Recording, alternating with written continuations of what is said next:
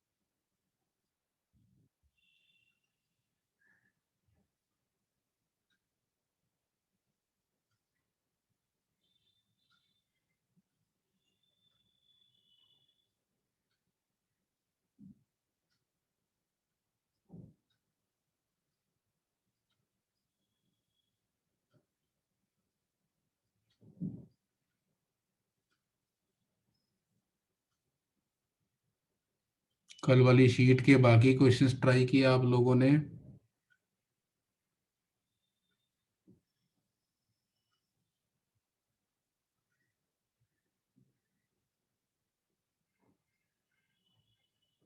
Question 12 of the CRE. CRE मतलब वो heat transfer वाली थर्म जो पहले दी थी, कंडक्शन और रेडिएशन वाली, या जो कल दी थी उसकी बात कर रहे हैं?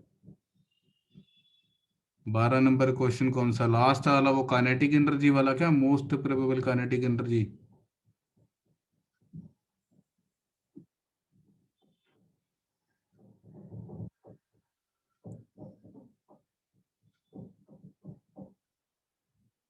तो Aditya says that was in easy one, बाकी सारे करें बताओ।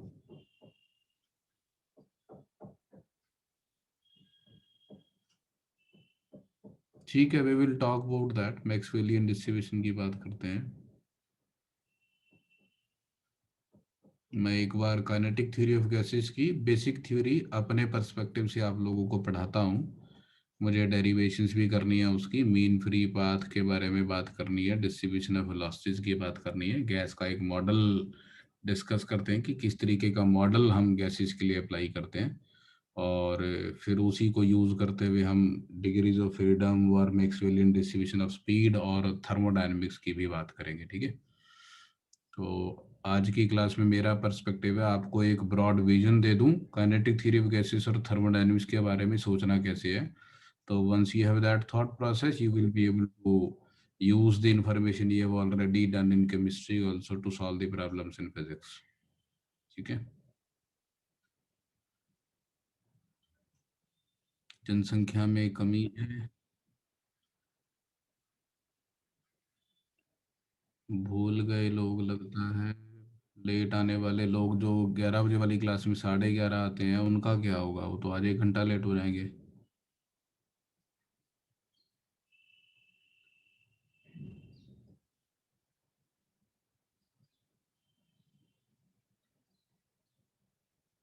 हाँ, they will enjoy the class in double way ना। मुझे अगर किसी नॉवल को पढ़ने का ज़्यादा मज़ा लेना होता तो मैं बीच में से पढ़ना शुरू करता हूँ। उससे डबल सस्पेंस होता है, एक कि आगे क्या होगा और दूसरा कि पीछे क्या हुआ था।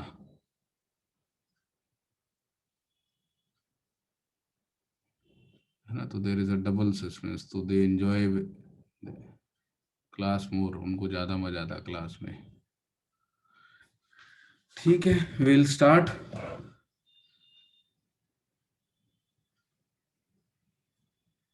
स्क्रीन शेयर की है मैंने, विजिबल है आप लोगों को? ठीक है।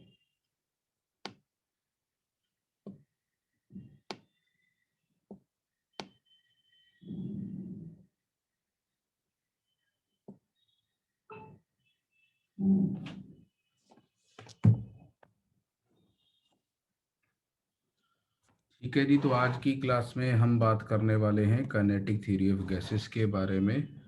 और एक मिनट रुको जरा।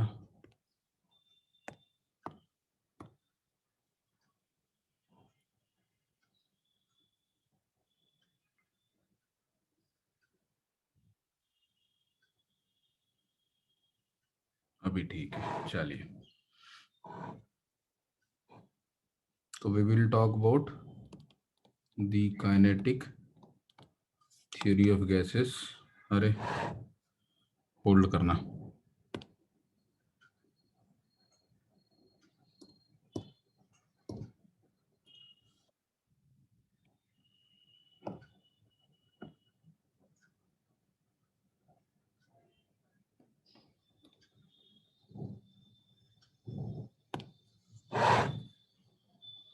दिखाई दे रहा है जो मैं लिख रहा हूँ?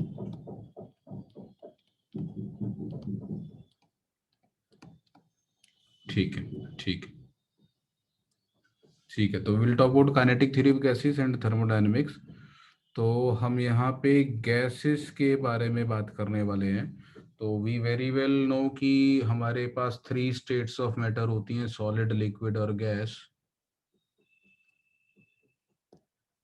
तो हमारे पास तीन कॉमन स्टेट्स ऑफ मैटर होती हैं, सॉलिड, लिक्विड और गैस। तो वी अंडरस्टैंड कि सॉलिड, लिक्विड या गैस में अगर फिजिकली देखा जाए तो क्या डिफरेंस होता। तो हमें समझ में आता कि जो सॉलिड्स हैं वो एक डेफिनेट शेप और वॉल्यूम शो करते हैं। वो अपनी शेप भी मेंटेन करके रखते हैं, वॉल्यूम भी मेंटेन करके रखते हैं। जबकि जो लिक्विड हैं, they can maintain a definite volume but their shape is not definite. उनको जिस कंटेनर में डाल दोगे उस कंटेनर की शेप ले लेंगे। और अगर हम गैस की बात करते हैं तो गैस की ना तो कोई डेफिनेट वॉल्यूम होती है और ना ही डेफिनेट शेप होती है। गैस को जैसे कंटेनर में डाल दोगे वैसे कंटेनर की शेप ले लेगी और जितनी जगह दे दोगी सारे में फैल जाएगी। जैसे तुम्हें क्लासरूम में छोड़ दो तो सारी क्लास में फैल जाते हो, लास्ट बेंच तक भर जाता है, बिल्कुल, है ना। तो there is no definite shape and volume. तो इसका एलिमेंट्री रीजन क्या है डेफिनेट शेप या वॉल्यूम ना होने का गैस का? तो बेसिकली सॉलिड के अंदर जो हमारे कंट्रीब्यूटिंग एटम्स हैं वो एक दूसरे के साथ बहुत स्ट्रांग बॉन्डिंग बनाते हैं। उनके बीच में जो इंटरमॉलिक्यूलर या इंटर एटॉमिक फोर्सेस होती हैं, बॉन्डिंग की जो फोर्सेस होती हैं वो बहुत स्ट्रांग होती हैं। और सारे एटम्स या मॉलिक्यूल्स एक दूसरे के साथ बहुत जबरदस्त बॉन्ड बना के रखते हैं। So that is why they are held together by strong forces of attraction. और ये फोर्सेस इतनी स्ट्रांग होती हैं कि वो बिल्कुल अच्छे तरीके से टाइटली पैक्ड रहते हैं, अपनी शेप की रिजिडिटी भी मेंटेन करके रखते हैं और अपनी वॉल्यूम को भी कंजर्व करके रखते हैं। जबकि अगर मैं लिक्विड्स की बात करूं तो लिक्विड्स में कंपैरेटिवली जो ये फोर्सेस हैं, बॉन्डिंग फोर्सेस, वो वीक होती हैं। और क्योंकि ये फोर्सेस हमारी कंपैरेटिवली वीक होती हैं तो इसलिए ये अपनी शेप को मेंटेन नहीं कर पाते हैं, फ्लेक्सिबल हो जाते हैं। हाँ, लेकिन वॉल्यूम अपनी ये मेंटेन करके रख पाते हैं। तो molecules are not able to run away from each other but they can bend. तो इनके जो बॉन्ड्स हैं उन बॉन्ड्स के अराउंड बेंडिंग आसानी से हो सकती है, लेकिन ये एक दूसरे से दूर नहीं जा सकते हैं। और गैसेस में ना तो डेफिनेट वॉल्यूम है ना डेफिनेट शेप है। So that gives us an idea that the forces of attraction are very weak, almost negligible. तो जो हम जैसे हाइड्रोजन गैस की बात करूं या हीलियम गैस की बात करूं, तो हाइड्रोजन गैस के अंदर H2 मॉलिक्यूल्स हैं। तो H2 मॉलिक्यूल में दो हाइड्रोजन एटम ने एक दूसरे के साथ बॉन्ड बनाया हुआ है, तो उनके बीच में तो एक स्ट्रांग बॉन्ड है, लेकिन एक H2 और दूसरे H2 मॉलिक्यूल के बीच में कोई फोर्स ऑफ अट्रैक्शन नहीं होती। तो almost no interaction is there between the molecules और दी एटम्स। अगर हीलियम की बात करें तो उसमें हीलियम एटम्स के होते हैं गैस के अंदर, और हाइड्रोजन गैस की बात करें तो हाइड्रोजन मॉलिक्यूल्स होते हैं उस गैस के अंदर। तो जो भी एटम्स या मॉलिक्यूल्स हैं उनके बीच में ऑलमोस्ट नेग्लिजिबल इंटरेक्शन होता है, तो वो एक दूसरे के पास नहीं रहते, तो इसलिए उनको जितनी स्पेस दोगे वो सारी स्पेस में फैल जाएंगे। तो दैट इज वाई गैसेस के अंदर हमें ऐसा बिहेवियर देखने को मिलता है। और आप लोगों ने काइनेटिक थ्योरी ऑफ गैसेस में ऐसा पढ़ा भी होगा that we assume that there are no forces of attraction और repulsion between the gas molecules, है ना। तो साधारण कंडीशन में, नॉर्मल स्टैंडर्ड टेम्परेचर और प्रेशर वाली कंडीशन में, हमें जिसमें गैस के अंदर स्पेस, खाली स्पेस बहुत ज्यादा है और नंबर ऑफ एटम्स कंपैरेटिवली कम है, उसके अंदर अपने को ये अजम्पशन आसानी से वैलिड दिखाई देती है कि गैस मॉलिक्यूल्स के बीच में कोई इंटरेक्शन नहीं है। हाँ, अगर आप गैस को कंप्रेस कर दें to a very high degree, या बहुत मतलब ज्यादा कॉम्पैक्टली ले आए, तो वो उसके मॉलिक्यूल्स या एटम्स एक दूसरे के इतने क्लोज रहने लग जाएंगे that they might start attracting और रिपेलिंग ईच अदर, जो हमें रियल गैसेस के बिहेवियर में देखने को मिलता है। तो रियल गैसेस में आपने देखा होगा, अट्रैक्शन को अकाउंट में लेने के लिए हम प्रेशर के अंदर एक करेक्शन लगाते हैं, वॉन डर वाल गैस इक्वेशन पढ़ी होगी आपने। और गैस मॉलिक्यूल्स के साइज को अकाउंट में लेने के लिए वॉल्यूम में एक करेक्शन लगाते हैं। तो एक वॉन डर वाल इक्वेशन में हम P V is equal to N R T में पी और वी को ऑल्टर कर देते हैं, राइट। तो मैं यहाँ पे आइडियल गैस बिहेवियर के बारे में बात करने वाला हूँ। तो we will be talking about ideal gas behaviour. और आप साइकोलॉजी समझें, यहाँ पर हम क्या कर रहे हैं, हमारे पास कुछ एक्सपेरिमेंटल ऑब्जर्वेशंस हैं, कुछ हमारे पास एक्सपेरिमेंटल ऑब्जर्वेशंस हैं, और उन एक्सपेरिमेंटल ऑब्जर्वेशंस को एक्सप्लेन करने की कोशिश कर रहे हैं from our basic laws of physics. The basic laws of physics are the laws that we have done in mechanics. Mechanics में हमने एक सिंगल पार्टिकल के मोशन को डिस्क्राइब करना सीखा है, हमने फोर्स के एक्सप्रेशंस लिखने सीखे हैं, और हमने एक सिंगल पार्टिकल सिस्टम या टू पार्टिकल सिस्टम के लिए conservation laws, conservation of mechanical energy, उनके पूरे डायनेमिक्स डिस्क्राइब करने सीखे हैं। तो ऑल्दो वो सारी चीजें एप्लीकेबल तो यहाँ पर भी होनी चाहिए गैसेस के अंदर, but since we are dealing with the huge number of atoms and molecules and we do not know the exact expression for the force of attraction और रिपल्शन बिटवीन देम, तो हम उसको बिल्कुल फाइनाइट तरीके से define नहीं कर सकते। अगर मेरे को कोई ये बता दे कि दो एटम्स या मॉलिक्यूल्स के बीच में जो इंटरैक्टिव फोर्स होती है उसका एग्जैक्ट फॉर्मूला क्या है, और मुझे कोई ये बता दे कि एक पर्टिकुलर इंस्टेंट पे एक कंटेनर के अंदर कितने एटम्स या मॉलिक्यूल हैं और कहाँ कहाँ हैं और कितनी कितनी वेलोसिटी से चल रहे हैं, तो अगर मेरे को ये सारा डेटा मिल जाए तो मैं ये बता सकता हूँ कि फ्यूचर में कौन सा पार्टिकल कहाँ होगा और कितनी वेलोसिटी से चल रहा होगा। ठीक है, बट ये संभव नहीं है ना। मतलब it is not about TDS, it is next to impossible कि आपको ये पता चल जाए कि एक कंटेनर के अंदर जो गैस भरी हुई है उसके अंदर जो एटम्स या मॉलिक्यूल्स हैं कौन क्या कर रहा है, कहाँ पर है, किधर जा रहा है, कितनी वेलोसिटी से चल रहा है, एक चीज। और दूसरा, मेरे को एग्जैक्ट फोर्स का फॉर्मूला मिल जाए कि दो एटम्स या मॉलिक्यूल्स के बीच में एग्जैक्टली जो फोर्स होती है वो कितनी होती है। ऑल्दो मुझे मालूम है दो चार्जेस के बीच की force Q1 Q2 bye are square होती है, बट एटम और मॉलिक्यूल्स में कलेक्शन ऑफ चार्जेस होते हैं और उनके अंदर ही अपने को एग्जैक्टली नहीं पता है कि क्या होता है। तो हम उसको बारीकी से एनालाइज नहीं कर सकते। और ये अद्वैत ने इसमें हेजनबर्ग्स अनसर्टेनिटी प्रिंसिपल भी डाल दिया है बीच में, observing itself alters the experiment. तो ये भी है कि वहां पे अगर इतने रूट लेवल पे जाएंगे तो क्वांटम मैकेनिक्स भी पिक्चर में आ जाती है। तो वो भी आएगी। तो यहाँ पे हम एक अमलगम देखेंगे, हमारी जो क्लासिकल मैकेनिक्स है, न्यूटोनियन मैकेनिक्स जो हमने पढ़ी थी, और थोड़ा बहुत क्वांटम मैकेनिक्स उसमें पिक्चर में आएगी, और तीसरी चीज यहाँ पे एक स्टैटिस्टिकल मैकेनिक्स पिक्चर में आएगी। तो हम यहाँ पे एक न्यूटोनियन मैकेनिक्स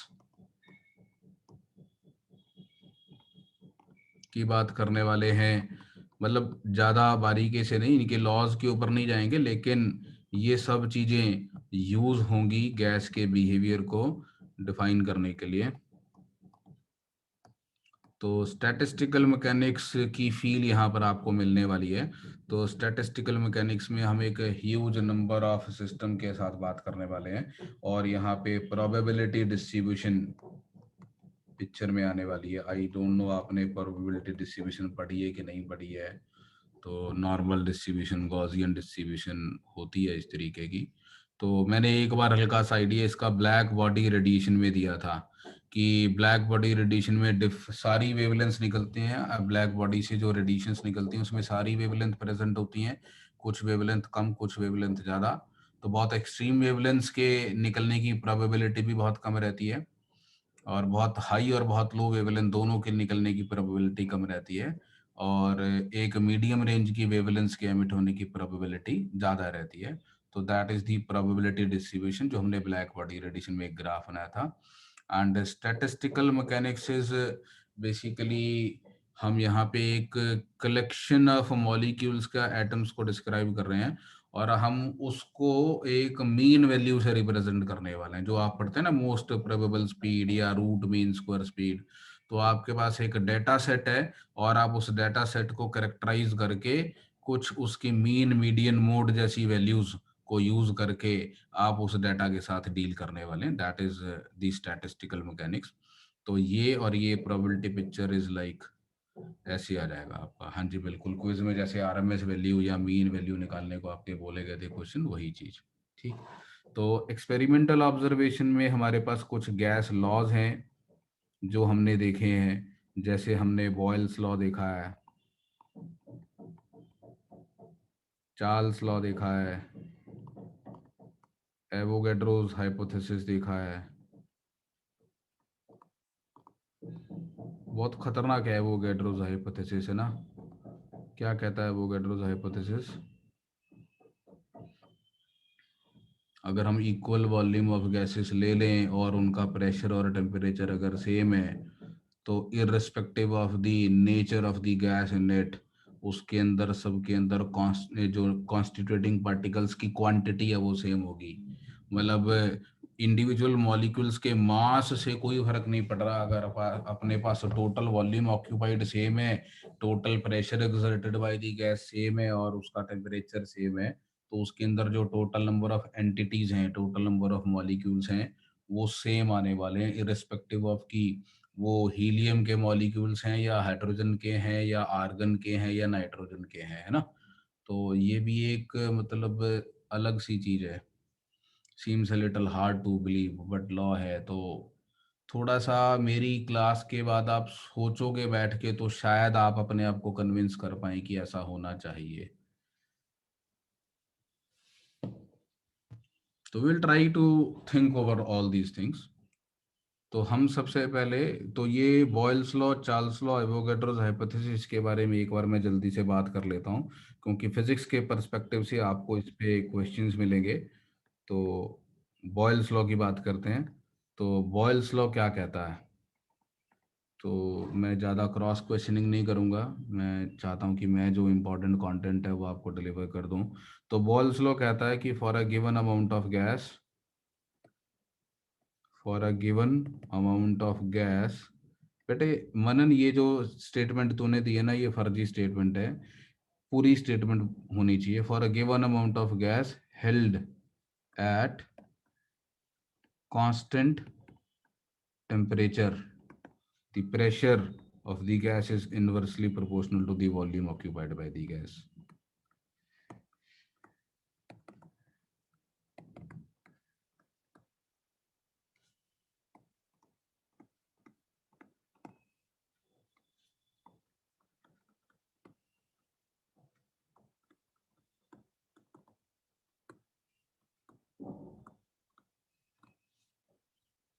तो इसका मतलब ये है कि अगर मैं एक गैस के लिए total amount of gas freeze कर लूँ और नंबर ऑफ मोल्स मतलब मैंने फ्रीज कर लिए और उसका टेम्परेचर मैंने फ्रीज कर लिया, तो अगर मैं उसका पीवी ग्राफ बनाऊंगा, then the PV graph comes out to be a rectangular hyperbola, the product of the pressure and volume is constant.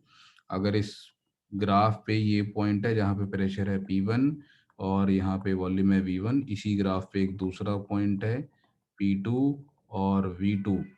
तो अगर दो point P1 V1 and P2 V2 lie on the same isotherm, what is isotherm, तो इस PV graph को isotherm बोलते हैं। तो अगर दो point P1 V1 P2 V2 same isotherm पे लाई करते हैं, then we have the relationship P1 V1 is equal to P2 V2। ठीक है। The additional information that you would require in physics is, suppose we have any point A and the pressure at that point is P, volume at that point is V, और अगर मैं यहाँ पर एक tangent draw करता हूँ और इस टेंजेंट की स्लोप निकालता हूँ, अगर मैं यहाँ पर एक टेंजेंट ड्रॉ करता हूँ और मैं स्लोप के बारे में बात करता हूँ, तो ग्राफ को देखकर पता चल रहा है कि स्लोप नेगेटिव है, ग्राफ को देखकर पता चल रहा है कि स्लोप नेगेटिव है। और अगर P inversely proportional to V है तो dP over P minus dV over V आएगा। ऐसा मालूम है, आप सबको देखकर पता चल रहा है कि ऐसा आएगा। मतलब सॉल्व करके दिखा दूं या मालूम है? हाँ जी, यशराज, जेडी, अरिन, एरर्स में ऐसा पढ़ा हमने, अगर P V raised to power -1 के प्रोपोर्शनल है तो delta P by P -1 times delta V by V आता है ना। तो यहाँ से मेरे पास dP अपॉन dV की वैल्यू -P ओवर V के बराबर आ जाएगी।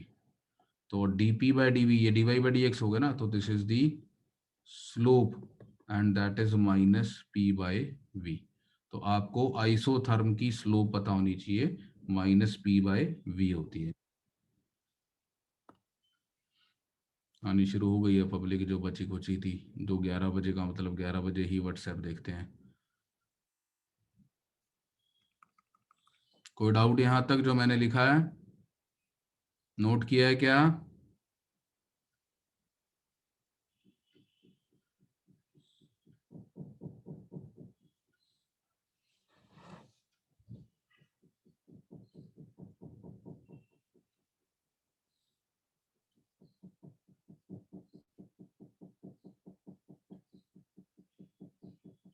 जूम इन जूम आउट नहीं होता भाई यहाँ पे, इस वाले में बस ऊपर नीचे स्क्रॉल कर सकता हूँ मैं। डोंट टेल मी कि ऊपर जाओ।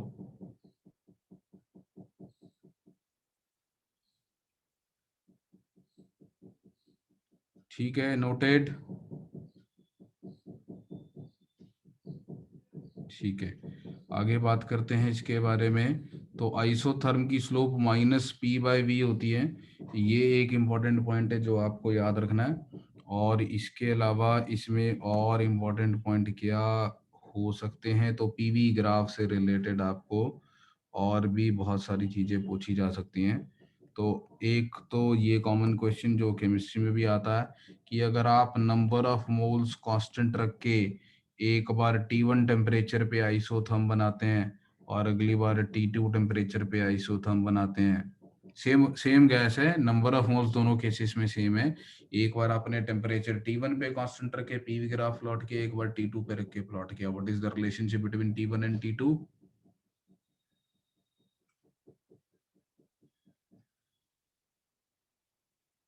तो YT कह रहा है T1 लेस देन T2, बाकी सब कह रहे हैं T2 ग्रेटर देन T1। तो दोनों सेम ही बोल रहे हैं, तो T2 ग्रेटर देन T1। तो अगर मैं यहाँ पर कोई एक पॉइंट ले लूँ, इस पे प्रेशर P है और पहली गैस के लिए वॉल्यूम उस प्रेशर पे V1 है और दूसरे केस में वॉल्यूम V2 है। तो इन दोनों ही पॉइंट पे मैं आइडियल गैस इक्वेशन लिख सकता हूँ, PV is equal to nRT। तो P into V1 is equal to nRT1 आएगा, दूसरी गैस के लिए P into V2 is equal to nRT2 आएगा। तो clearly V2 is more than V1, so T2 is more than T1। तो एक ये चीज आपको अच्छे से याद रखनी है।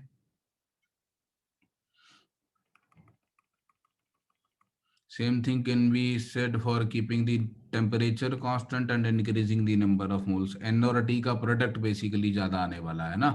मैं अगर इसको जनरल कहूँ तो N और T का प्रोडक्ट ज्यादा आने वाला है जैसे जैसे ग्राफ राइट को शिफ्ट करेगा। तो अगर टेम्परेचर सेम है तो नंबर ऑफ मोल्स बढ़ा दिए होंगे आपने।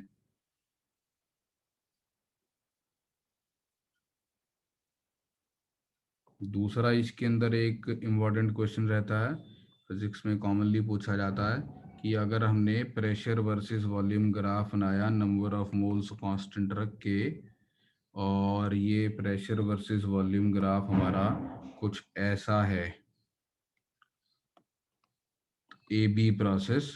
तो क्वेश्चन है, as the state changes from A to B,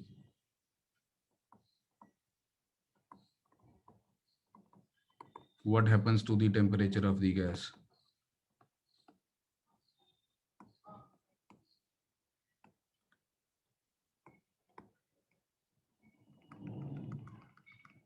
options हैं may be increasing, may be decreasing, may be constant,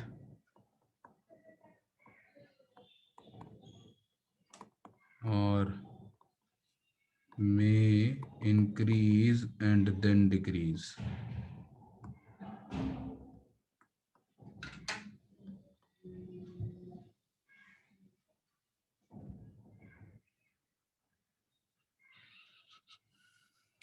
तो सब लोग डी आंसर दे रहे हैं और आदित्य अग्रवाल BCD दे रहा है, ACD दे रहा है। तो आदित्य सेज ACD तीनों करेक्ट हैं और ज्यादातर पब्लिक डी के फेवर में है। कौन लड़ाई करेगा आदित्य से? अब बदल गया BD। सिद्धार्थ तो सपोर्ट में आ गया उसकी, सिद्धार्थ करा ABD।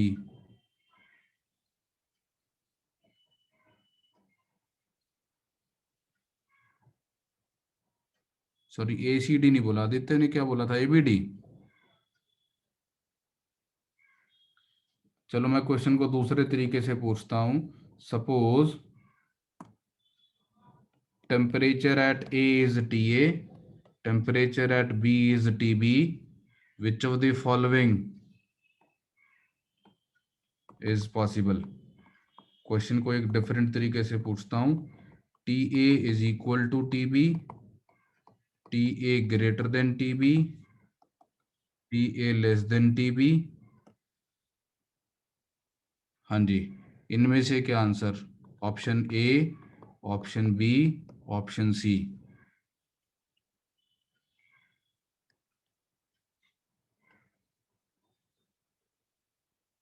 ऑल।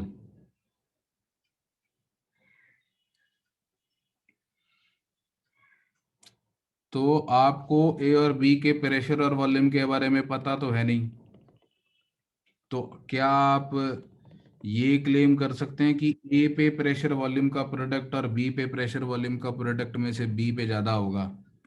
तो पी ए वी ए की वैल्यू nRTA के बराबर होगी, और P B V B is equal to nRTB होगा। तो टीए और टीबी को कंपेयर करने के लिए आपको प्रेशर वॉल्यूम का प्रोडक्ट कंपेयर करना पड़ेगा।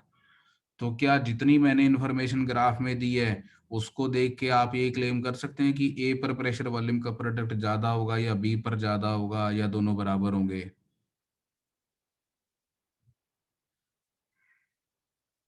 नहीं कर सकते ना। तो ऑल आर पॉसिबल, कोई भी नहीं है, तो these all are possible. So अब प्रीवियस क्वेश्चन का आंसर क्या हुआ? तो प्रीवियस क्वेश्चन का आंसर हुआ, it may be increasing, it may be decreasing, और it may increase and then decrease. तो A, B and D are the answer. अंकल सिंगल करेक्ट ऑप्शन होती तो fourth is the best answer. अगर ये single correct option में question पूछा जाता तो आप केवल डी आंसर देते, क्योंकि वो जनरल है, और अदरवाइज 1, 2 एंड 4। ठीक है।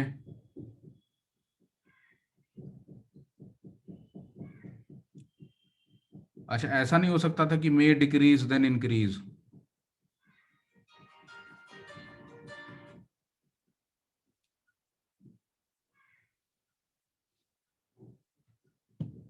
मे be constant, you can't claim it is constant. Constant तो नहीं हो सकता ना। मे बी डिक्रीजिंग नहीं हो सकता क्या? बी नहीं हो सकता। मनन मेहता कह रहा है बी नहीं हो सकता। मैं पूछ रहा हूँ मे डिक्रीज देन इंक्रीज नहीं हो सकता, पहले इंक्रीज ही करेगा।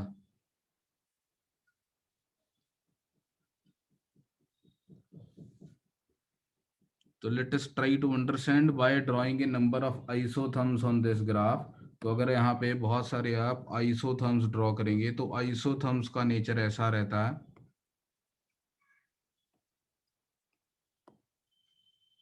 ऐसा। और अगर पहले आइसोथर्म पे टेम्परेचर T1 है, दूसरे पे T2 है, तीसरे पे T3 है, चौथे पे T4 है, तो we very well understand that T4 is more than T3 is more than T2 is more than T1, right. तो हमारा ग्राफ पहले इस आइसोथर्म को कट किया, फिर दूसरे आइसोथर्म को कट किया, फिर तीसरे को टच किया, भाई बाई चांस टच कर गया, और चौथे को कट किया, फिर वापस तीसरे को कट किया, ऐसे चल रहा है ना ये। तो इसका मतलब इसका टेम्परेचर जो है वो T2 से, T3 से, T4 से, T3 से वापस T2 आ रहा है। तो in general the answer is option D. In general the answer is option D. ये समझ में आया आपको? The most general answer is option D. Now how could A be possible, may be increasing? क्योंकि आपको ये नहीं पता बी कहाँ तक जा रहा है। हो सकता है बी पॉइंट यहीं खत्म हो गया होता। वी डोंट नो कि बी कहाँ तक जा रहा है। तो हो सकता है बी यहीं तक खत्म हो गया होता और बी पर ही ये आइसोथर्म को टच करता है ना। तो इसका मतलब टेम्परेचर इंक्रीज कर रहा होता। या फिर हो सकता है पॉइंट ए यहाँ से स्टार्ट हुआ होता, बी यहीं होता। मुझे नहीं पता ए कहाँ है, there is no values return for A and B, है ना। तो हो सकता है ए T4 वाले आइसोथर्म से स्टार्ट होता, तो डिक्रीज कर रहा होता। ठीक है, तो A is possible, B is possible, D is possible. पांचवी ऑप्शन जो मैंने बोली थी, पहले डिक्रीज करके फिर इंक्रीज नहीं कर रहा होगा।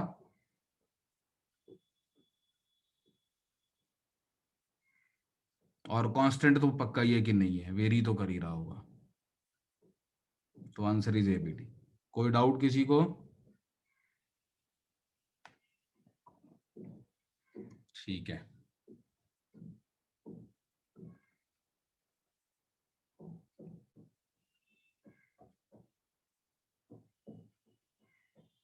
हाँ जी, नोट कर ले ध्यान से।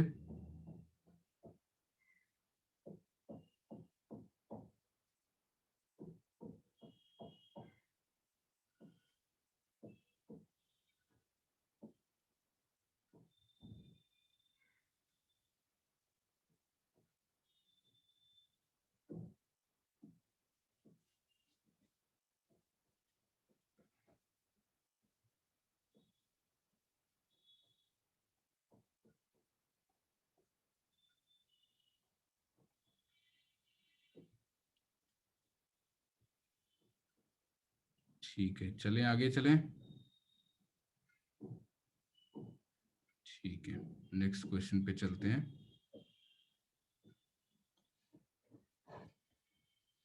तो ऐसे क्वेश्चन के अंदर आपसे maximum temperature attend bye the gas भी पूछा जाता है। तो मैं इसका मैथमेटिक्स आपको समझा रहा हूँ कि कैसे आप निकाल सकते हैं।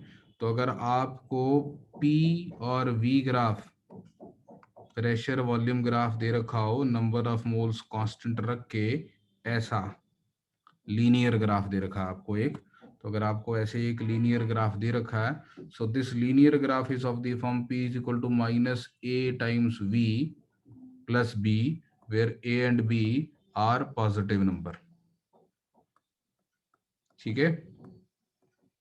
और इसके अलावा P N R T over V भी होता है, तो मैं P की जगह अगर nRT/V पुट कर दूंगा तो यहाँ से मेरे पास nRT की वैल्यू -AV² प्लस BV आ जाएगी, which is an inverted parabola. क्यों भाई?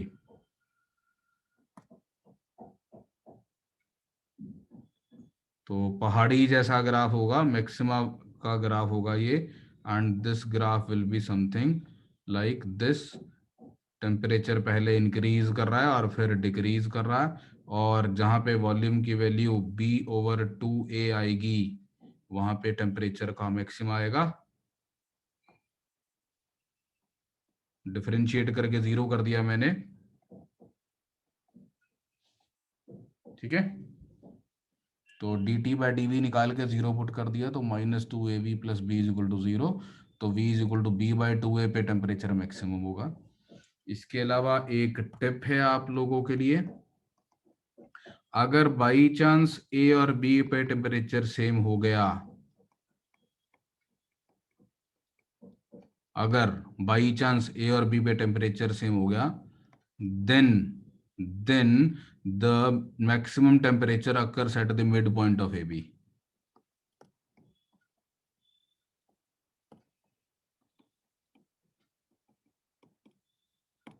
ठीक है, ये आपके लिए, अगर मतलब बाई चांस क्वेश्चन ऐसा आ गया जिसमें ए और बी पे प्रेशर वॉल्यूम का प्रोडक्ट सेम, मतलब ए और बी सेम आइसोथर्म पे लाई कर रहे हैं, अगर ए और बी सेम आइसोथर्म पे लाई कर रहे हैं तो maximum temperature will occur at the mid point.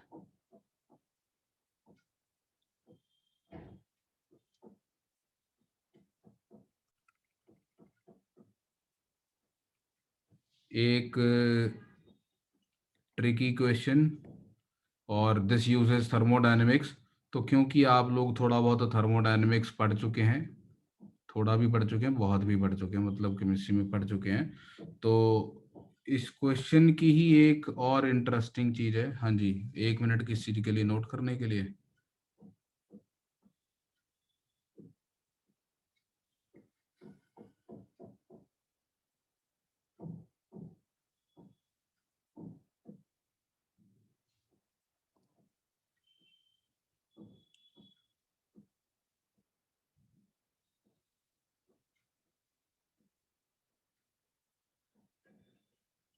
ठीक है, इसी क्वेश्चन की एक एप्लीकेशन और भी है, वो थोड़ी सी टिपिकल है। तो ये पीवी ग्राफ है और यहाँ पे प्रेशर P0 है, वॉल्यूम V0 है, और यहाँ पे प्रेशर हमारा ये 2P0 ले लेते हैं, ये P0 ले लेते हैं, और ये वॉल्यूम 2V0 ले लेते हैं। तो नंबर ऑफ मोल्स N है, और प्रोसेस AB है हमारे पास, ठीक है। तो how much heat is absorbed by the gas from the surrounding in this process? How much net heat is absorbed by the gas from the surroundings? तो let me सी, आप इसको सॉल्व कर पाते हैं क्या?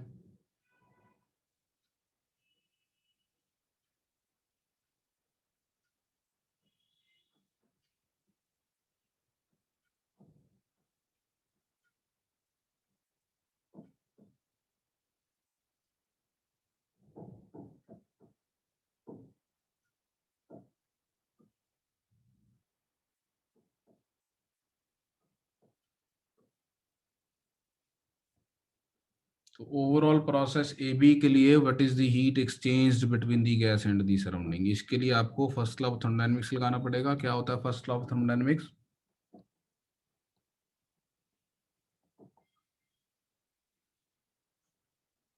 Q plus W is equal to delta U। Mananto ने बकवास लिखा था, Q plus W is equal to delta U। Siddharth ने भी बकवास लिखा है। तो इसमें Q क्या है? What is Q? Heat transfer नहीं, पूरी बात बताओ ढंग से। हीट ट्रांसफर्ड इन और heat transferred out from the gas, पूरी बात याद रखनी है, तब आप क्वेश्चन को ठीक से कर पाएंगे। तो Q is the heat into the gas, ठीक है, Q is the heat absorbed by the gas. तो अगर क्यू यहां से सॉल्व करके पॉजिटिव आता है तो इसका मतलब heat has actually been absorbed by the gas. तो ये याद रखना है, इस एक्सप्रेशन में क्यू को डिफाइन कैसे किया गया। तो Q is the heat absorbed, what is W, इस एक्सप्रेशन में what is W, work done किसका किस पे,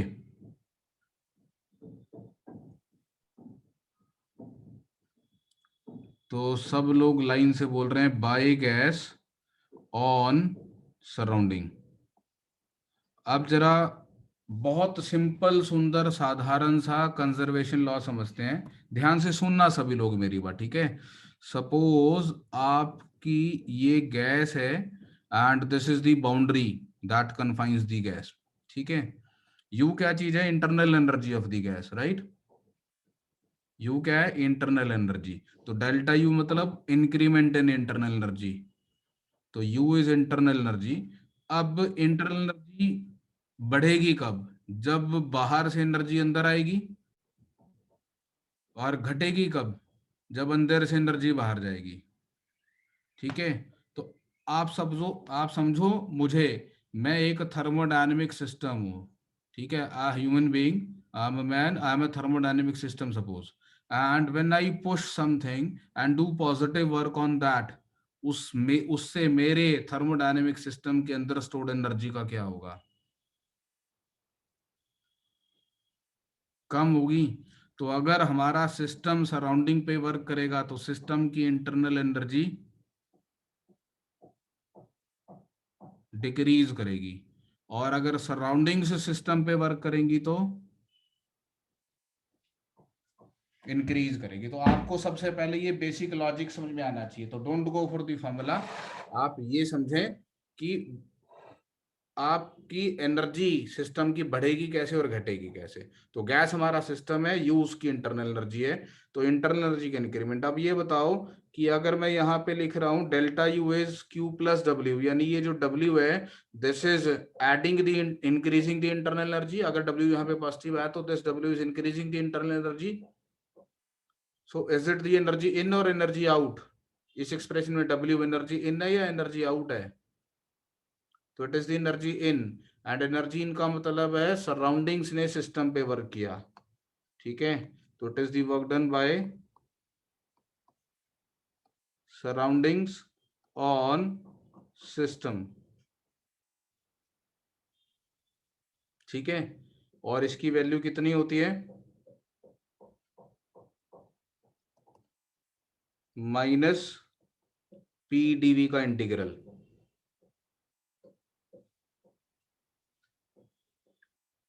माइनस पी डीवी का इंटीग्रल। अभी एक्सटर्नल क्या है,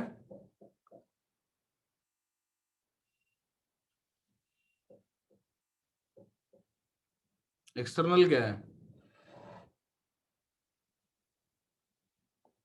आप लिख रहे हो ना minus P external delta we.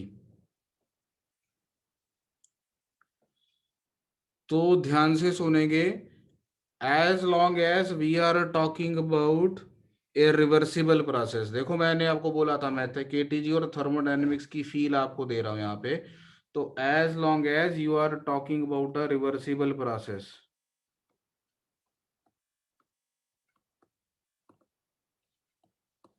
What is a reversible process, जो रिवर्स किया जा सके ना,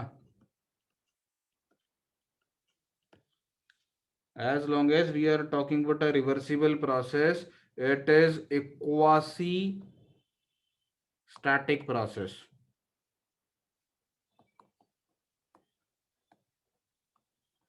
मैकेनिक्स में करते थे ना स्लोली, इस ऑब्जेक्ट को स्लोली यहां से वहां ले गए without change in kinetic energy, है ना, मतलब keeping the object in equilibrium throughout and moving it from one position to the other, ऐसे क्वेश्चंस करते थे ना। मिनिमम कितना वर्क करना पड़ेगा स्लोली यहां से लेकर जाने के लिए, वहां कितना वर्क करना पड़ेगा। तो क्वासी का मतलब होता है ऑलमोस्ट, स्टैटिक मतलब इक्विलिब्रियम।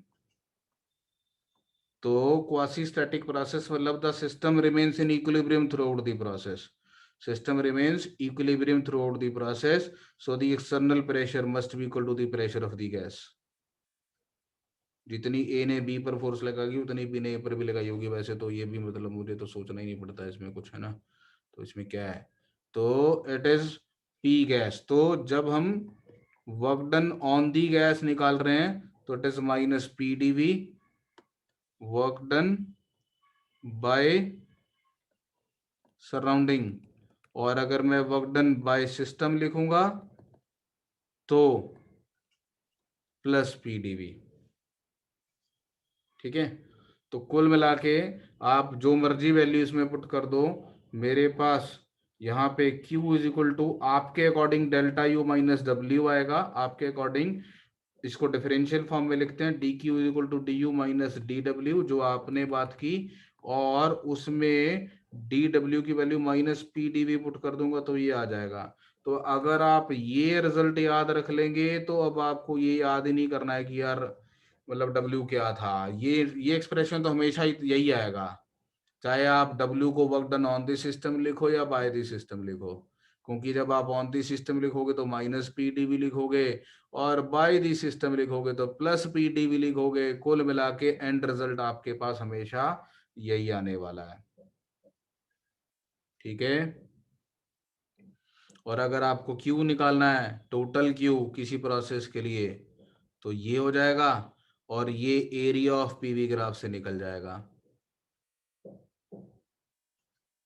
y dx की इंटीग्रेशन, y dx की इंटीग्रेशन का मतलब area of Y X graph with X axis.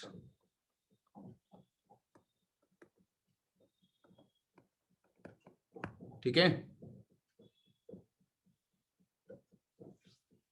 कोई डाउट तो नहीं इसमें. तो अब उस क्वेश्चन का आंसर बताना रह गया. ये नोट कर लो फिर उस क्वेश्चन का answer.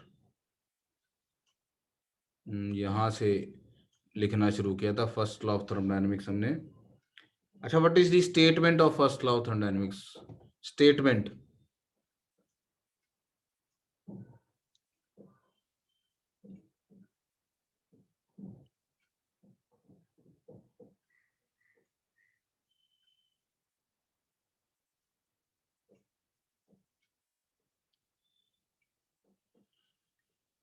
The statement of first law of thermodynamics is energy can neither be created nor be destroyed. It can only be transformed from one form to other.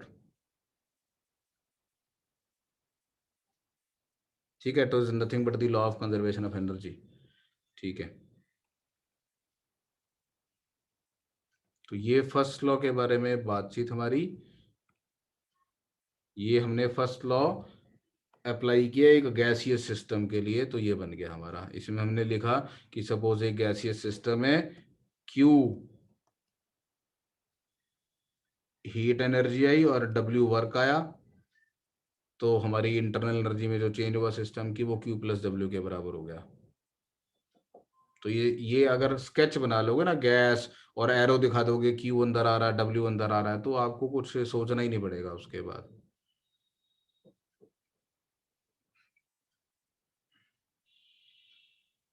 ठीक है. नोट कर लिया.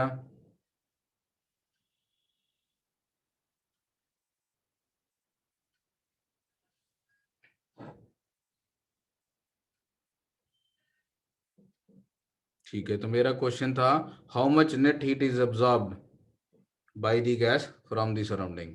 आंसर.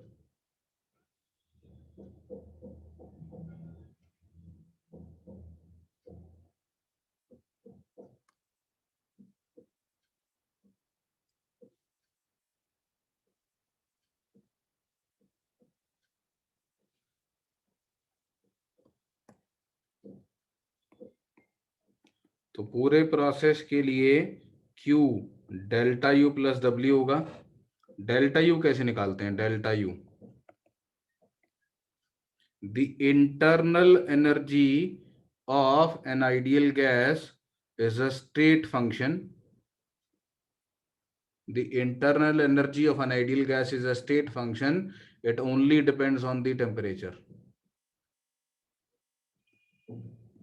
और इसमें आपको समझ में आना चाहिए कि यार जब हम गैस की इंटरनल एनर्जी की बात कर रहे हैं तो वो तो उसकी कॉन्फ़िगरेशन का फंक्शन होगा ना, कि मॉलिक्यूल्स कितनी स्पीड से चल रहे हैं, यानी क्या काइनेटिक एनर्जी है। और अगर वो रियल गैस है तो पोटेंशियल एनर्जी होगी साथ में। सपोज आइडियल की बात, गैस की बात कर रहे हैं तो फोर्सेस ऑफ अट्रैक्शन रिपल्शन नाम की तो कोई चीज है नहीं। तो जब फोर्सेस ऑफ अट्रैक्शन या रिपल्शन है ही नहीं तो we are not talking about any potential energy, it is only the kinetic energy. और काइनेटिक एनर्जी तो टेम्परेचर का फंक्शन है हमारा सीधा सीधा। तो वो इस बात पे डिपेंड नहीं कर रहा कि टेम्परेचर बदलने में से क्या हुआ कैसे हुआ, लेकिन कितना टेम्परेचर बदल गया उस पर डिपेंड करती है। तो टेम्परेचर में चेंज कितना आया, ए और बी का टेम्परेचर कंपेयर किया आपने, ए और बी का टेम्परेचर सेम है क्योंकि product of pressure and volume same है। सो ओवरऑल प्रोसेस के लिए डेल्टा यू 0 है। क्या ये आइसोथर्मल प्रोसेस है?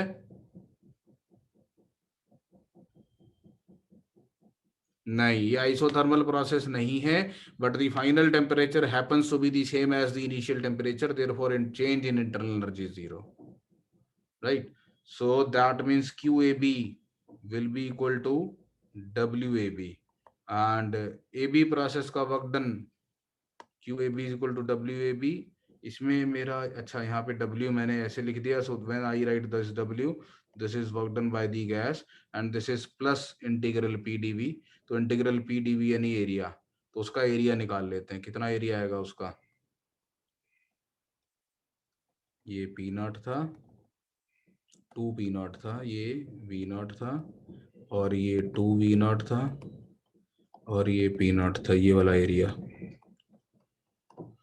तो ट्रेपेजियम के area half sum of parallel sides into distance between them, तो 3/2 P नॉट V नॉट।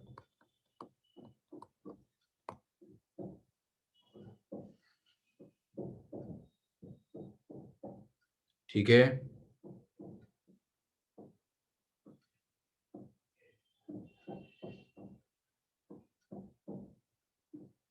चलिए। तो हम साथ साथ चल रहे हैं, गैस लॉज भी पढ़ते जा रहे हैं और थर्मोडायनेमिक्स में उसको अप्लाई भी करते जा रहे हैं फर्स्ट लॉ को। तो आगे चलते हैं। इस क्वेश्चन में मुझे बहुत इंटरेस्टिंग चीज आपसे पूछनी थी, इसी क्वेश्चन का सेकंड पार्ट है। हमने ये निकाल लिया कि ओवरऑल प्रोसेस के लिए Q पॉजिटिव आया, मतलब there is a net heat absorbed. But मैं बता रहा हूं there exists a point C somewhere between A and B until which heat is absorbed, and post that point heat is rejected from the gas. Find the point C on the line AB.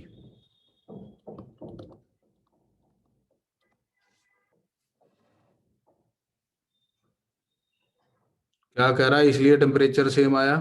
क्या कह रहा है इसलिए temperature? अद्वैत, मैंने late हो गया तेरा comment पढ़ने में। किस लाइन के रिस्पॉन्स में तूने लिखा इसलिए टेम्परेचर सेम आया?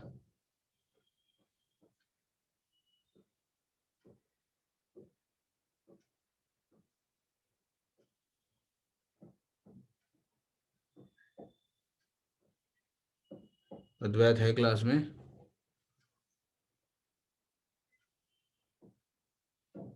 क्यों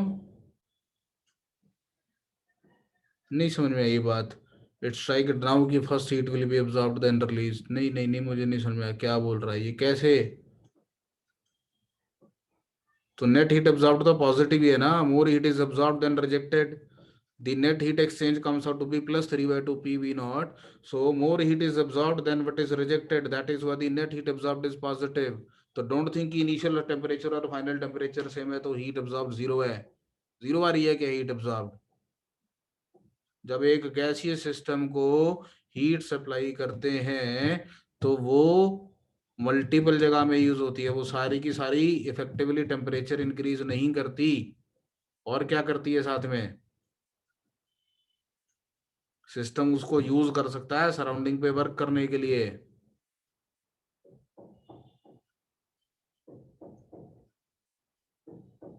that is why CP is greater than CV. सुना है ऐसा? तो if I ask you a question why CP is greater than CV, क्या आंसर देंगे?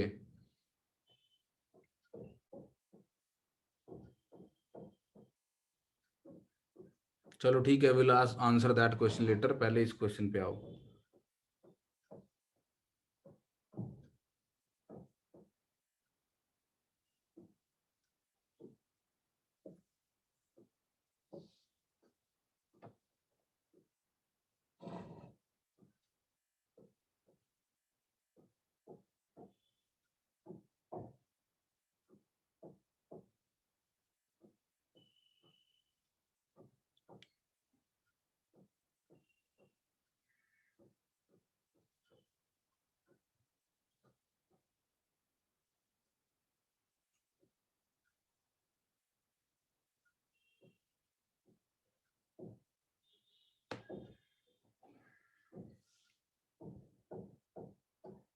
To be able to answer this question आपको कुछ एडिशनल इंफॉर्मेशन भी चाहिए होगी, and that additional information is the nature of this gas.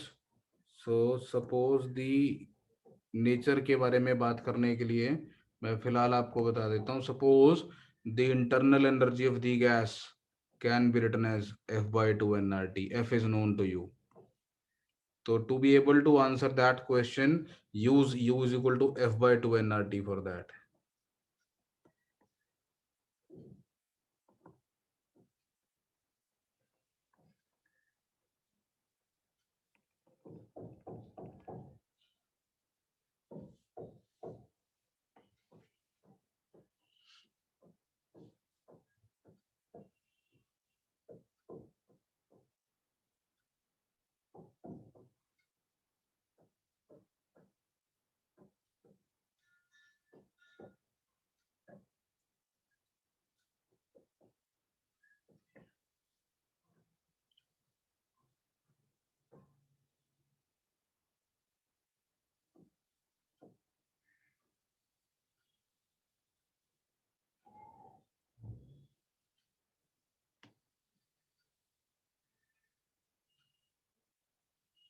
कुछ समझ में आ रहा है कैसे सॉल्व करेंगे?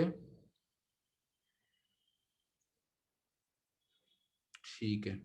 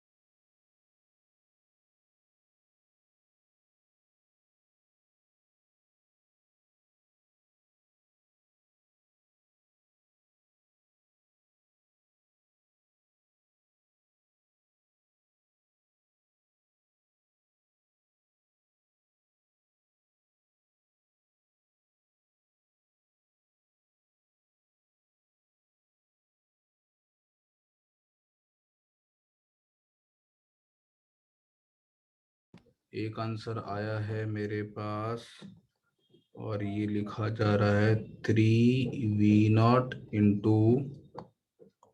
3v0 plus f over twice of 1 plus f, मतलब सी पॉइंट के कॉरस्पॉन्डिंग वॉल्यूम बताई जा रही है ऐसी।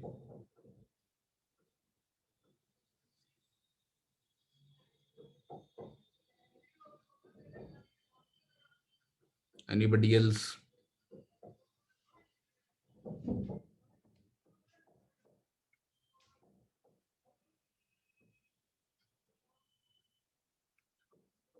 तो अगर मुझे ये क्वेश्चन सॉल्व करने को दिया जाए तो मेरा थॉट प्रोसेस कैसे चलेगा मैं वो बताता हूँ आपको। तो मुझे ये कह रहा है कि सम पार्ट में हीट ऐड हो रही है, सम पार्ट में रिजेक्ट हो रही है। तो मैं ऐसा करता हूँ, ए और बी के बीच में एक रैंडम पॉइंट पिक कर लेता हूँ पी, और यहाँ पे प्रेशर है 2p0, यहाँ पे प्रेशर वॉल्यूम v0 है, यहाँ पे ये p0 हो जा रहा है और ये 2v0 हो जा रहा है। तो p के कॉरस्पॉन्डिंग प्रेशर और वॉल्यूम की वैल्यू को मैं p और v लिख लेता हूँ, और मैं a से लेकर b तक, a से लेकर p तक के प्रोसेस के लिए q कैलकुलेट कर लेता हूँ। q नहीं जीरो होगा बेटा, q नहीं जीरो होगा, आप समझो। a से लेकर b तक की जो टोटल q थी वो डेल्टा u प्लस डब्ल्यू थी। a से लेकर p तक की जो q है वो delta u plus integration p dv for the process ap, ये हो जाएगा। ये इक्वेशन में कोई डाउट? ap, ये ap a से लेकर p तक। तो मेरा Q पॉइंट P की प्रेशर और वॉल्यूम का फंक्शन बन जाएगा। यहाँ से मैं Q को एक फंक्शन बना लूंगा, pressure and volume of point P। Pressure और वॉल्यूम में एक रिलेशनशिप ऑलरेडी मेरे पास होगी जो कि इस ए बी की स्ट्रेट लाइन इक्वेशन से आ जाएगी। So I will be able to form Q as a function of the volume और let us say pressure of point P। अब as long as Q increases with increase in volume, that means more and more heat is being absorbed into the system. जहां पे जाके Q increase करने की बजाय decrease करना शुरू कर देगा, that means from that point onward heat has been rejected from the system. Are you getting my point? Am I able to clarify myself? As V increases, if Q increases, that means heat is being added into the system, and when Q begin to decrease, Q begins to decrease with increase in value of V, that means from this point onward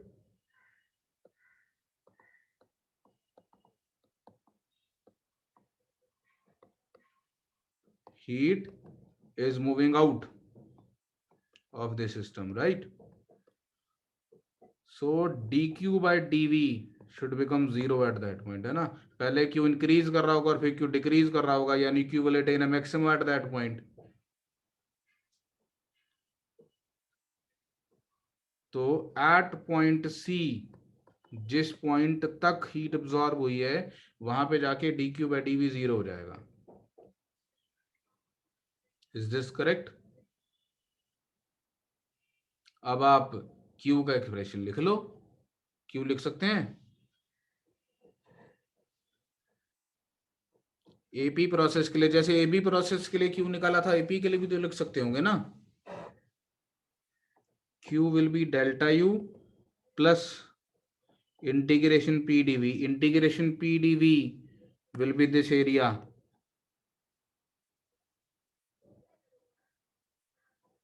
integration p dv मतलब area of the PV graph.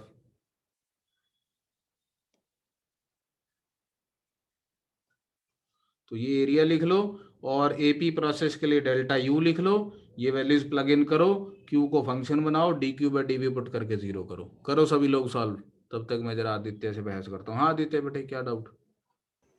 Sir एक चीज में मुझे problem थी आपसे, बस उसमें help कर दो। सर मैंने वही किया, पीवी मार्क किया और मैंने उसके थोड़ा बाद एक पी माइनस डीपी मार्क किया और एक वी प्लस डीवी मार्क किया। पी प्लस डीपी और वी प्लस डीवी मार्क करना चाहिए, वो प्रेशर वॉल्यूम की इक्वेशन से अपने आप डीपी नेगेटिव आएगा। चलो कोई बात नहीं, आगे। सर क्योंकि मैंने वो पी माइनस डीपी मार्क किया और फिर फाइनली मैंने बोला हीट जीरो होगी, तो मुझे आ रहा था समथिंग समथिंग, लेकिन मुझे उसका answer instead of having negative मुझे पॉजिटिव वैल्यू आ रही थी। सर ऐसा क्यों हो गया? मुझे पता ही नहीं ना किसकी वैल्यू पॉजिटिव है किसकी वैल्यू नेगेटिव आ रही थी। सर डीपी बाई डीवी की जो वैल्यू आनी चाहिए हाँ, वो एट दैट पॉजिटिव आ रही पॉइंट, होगी ना। मेरे लिए वो पॉजिटिव आ गई समाउ। आएगी ना, तूने प्रेशर को पी प्लस डीपी लिखने की बजाय पी माइनस डीपी लिख लिया, तो तूने डीपी को एक पॉजिटिव नंबर अज्यूम कर लिया।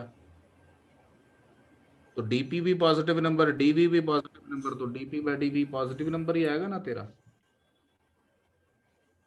By default, if pressure is a function of volume, so if V changes to V plus dV, you should always write that P changes to P plus dP.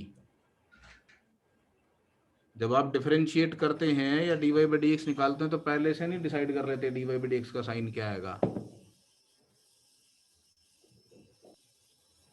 Okay ठीक है sir, thank you.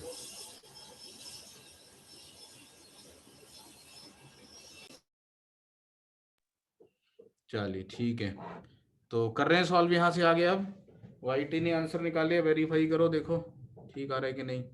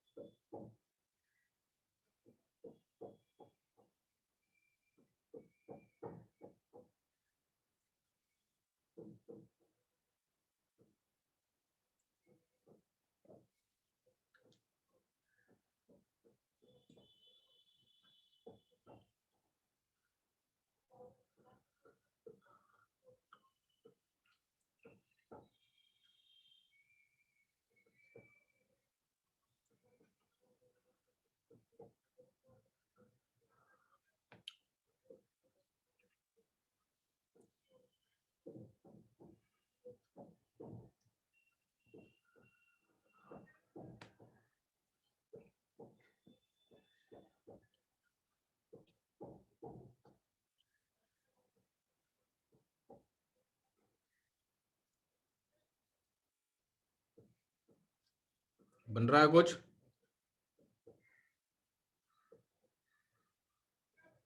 या करूं मैं solve?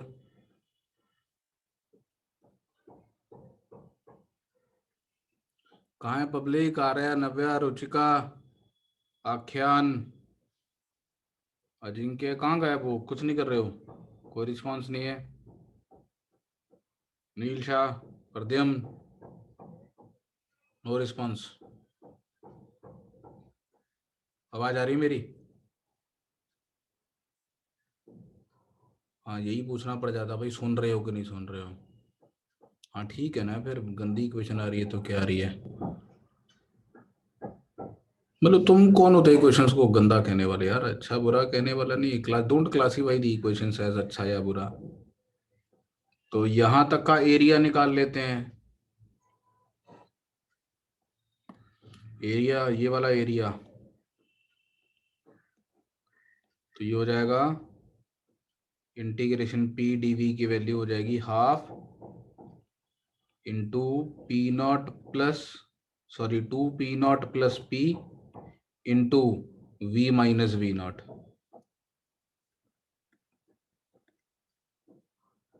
ठीक है, तो ये तो हमारे इंटीग्रल पी डीवी की वैल्यू हो गई। यहाँ पे प्लग इन कर लेते हैं, तो Q will be delta U. Delta U कैसे निकालें? F/2 NR T2 minus F/2 nRT1, ये इसको इतना बुरा लग रहा है ना, इसको कुछ कांस्टेंट लिख लेते हैं, तो अल्फा नहीं, ठीक है वो कन्वर्ट ही हो जाएगा, तो f/2 nRT2 minus f/2 nRT1, T2 और T1 हमारे प्रेशर हो गए A और P पे, है ना, प्लस इंटीग्रल P dV की वैल्यू थी half into 2P0 plus P into V minus V0, और nRT को प्रेशर इंटू वॉल्यूम लिख सकते हैं, तो ये प्रेशर इंटू वॉल्यूम यानी PV, और ये हो जाएगा 2P0 V0। ये स्टेप समझ में आ गया आप लोगों को जो मैंने यहां पर लिखा अभी?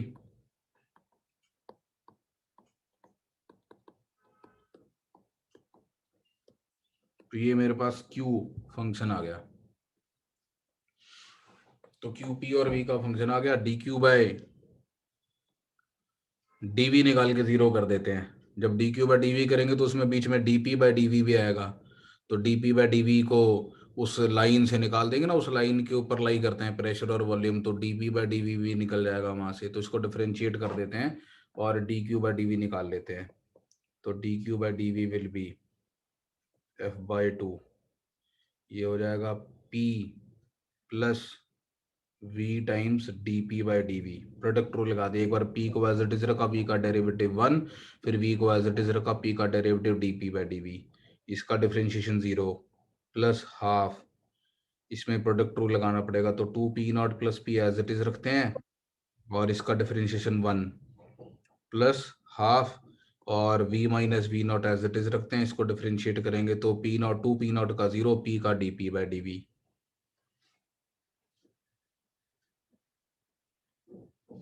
Any doubts till this step?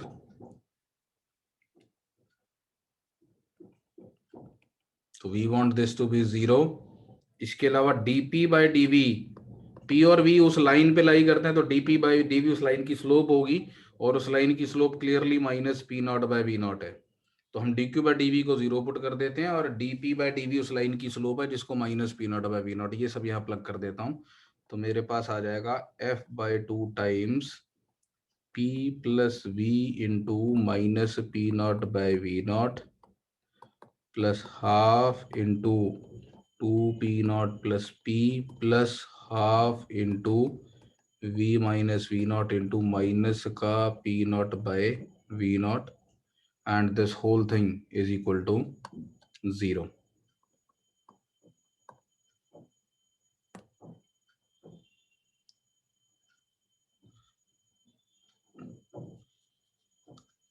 एक इक्वेशन प्रेशर और वॉल्यूम में ये आ गई P और V में, और एक P और V हमारी उस लाइन की इक्वेशन से, तो उस लाइन की इक्वेशन भी लिख दूं, तो y minus y1 is equal to m times x minus x1 use कर लेते हैं, तो y है हमारा P, y1 हो जाएगा 2P0, a पॉइंट के कोऑर्डिनेट ले रहा हूँ, m हो जाएगा माइनस का P0 by V0 into V minus 2V0, तो ये लाइन की इक्वेशन है, तो दिस इज अनदर इक्वेशन, तो we need to solve these two equations to find the values of P and V, तो C के कोऑर्डिनेट्स आ जाएंगे हमारे पास।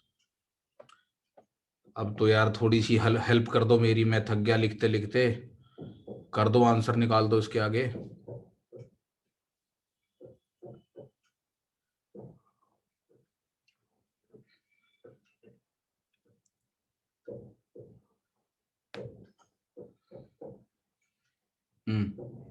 क्या क्वेश्चन? सर वो आप dQ बाई dV का लॉजिक बोल सकते हैं क्या, इज इक्वल टू 0 करने का? ये देख लिखा हुआ ना इतना बड़ा बड़ा। सर वो ये वाला पार्ट मुझे समझ नहीं आया ठीक से। सुना नहीं तूने ना, क्योंकि तब तू अपने PDP में बिजी था। पढ़ जरा एक बार ध्यान से क्या लिखा।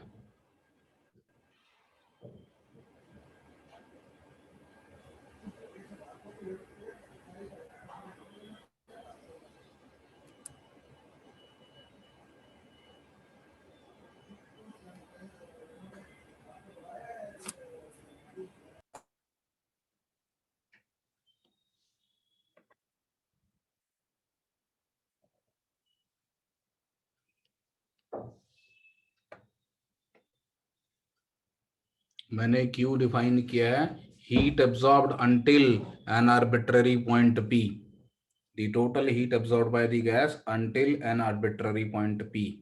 और अब मैं उस पॉइंट P को आगे की तरफ शिफ्ट करता जा रहा हूँ और Q का मैग्नीट्यूड देख रहा हूँ, Q की वैल्यू देख रहा हूँ, मैग्नीट्यूड नहीं, Q की वैल्यू देख रहा हूँ। तो एज लॉन्ग एज वो बढ़ रही है मतलब हीट एब्जॉर्ब हो रही है, जहां पे जाके वो घटना शुरू हो जाएगी इसका मतलब वापस हीट रिजेक्ट होनी शुरू हो गई।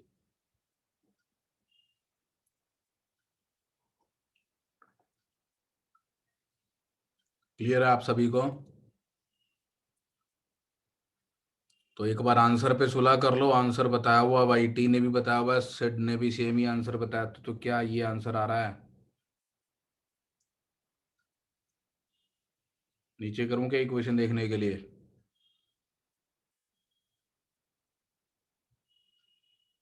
तो ये इक्वेशंस है हमारी।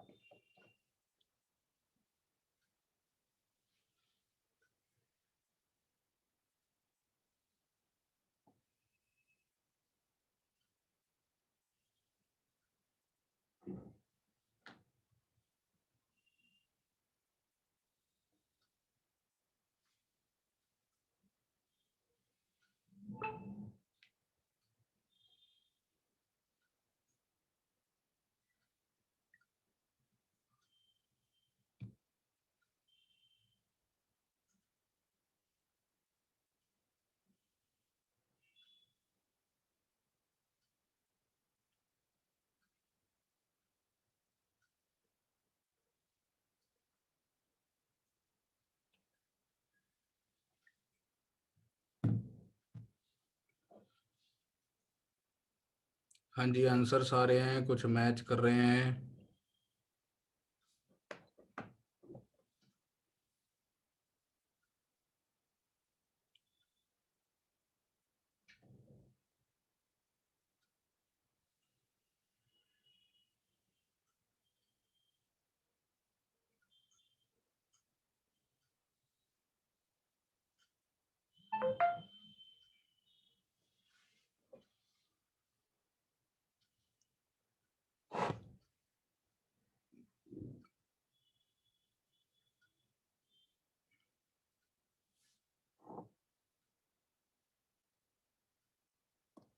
तो पॉइंट सी के प्रेशर और वॉल्यूम की वैल्यूज आ गई हमारे पास, है ना? प्रेशर की वैल्यू अभी बताई थी सिद्धार्थ ने, 3F P0 upon twice of 1 + F। और वॉल्यूम की वैल्यू भूल गया मैं, क्या बताई थी? 3V0 into F+2 upon twice of 1 + F, ऐसा?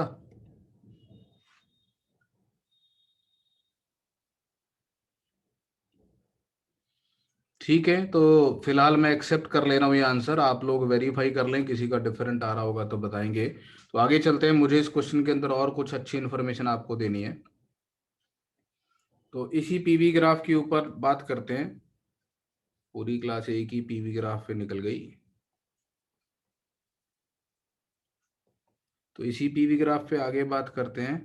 तो ये हमारा प्रेशर 2P0 लिया था हमने, और यहाँ पे वॉल्यूम V0, और यहाँ पे हमने प्रेशर लिया था P0 और वॉल्यूम ली थी 2V0। और A और B, तो एज, ध्यान से सुने मेरी बात, as state changes from A to B, temperature के साथ क्या हो रहा है? पहले इंक्रीज करता है, फिर डिक्रीज। और ए और बी पे टेम्परेचर सेम आता है, ऐसा हम ऑलरेडी डिस्कस कर चुके हैं। और इसके मिड पॉइंट पे, है ना, टेम्परेचर मैक्सिमम आ रहा था। ये मैंने बताया था कि हाँ मिड पॉइंट पे आता है। और टी का मैक्सिमा निकालने का तरीका क्या है? तो टेम्परेचर को वॉल्यूम का फंक्शन बनाया और dt/dv को 0 कर दिया, right? Any doubt in this? अब ध्यान से समझना, हमने टेम्परेचर के इंक्रीमेंट के लिए ये भी सोचा था कि अगर मैं आइसोथर्म्स बनाता हूं तो ऐसे आइसोथर्म्स बनेंगे, और जहां पे टेम्परेचर मैक्सिमम हुआ होगा वहां पे ये एक आइसोथर्म को टच कर रहा होगा। तो note this point carefully. In this graph the temperature becomes maximum at the point where it touches an isotherm. इसको यहां से सोचो, अब जहां पे टेम्परेचर मैक्सिमम है वहां पे dt जीरो है, तो dt जीरो तो आइसोथर्म पे होता है ना, तो इस पॉइंट इस लाइन पे भी dt जीरो है और इस आइसोथर्म पे भी dt जीरो है। तो this line and this isotherm have the same slope at that point, so that is why it is touching at that. So they have the same condition. So we can think that AB is a tangent to the isotherm at that point. In the same way, we were trying to locate a point at which dq is 0. In the same way, in the previous part of the question, we were trying to locate a point at which dq is 0. Now dq is 0 for adiabatic process.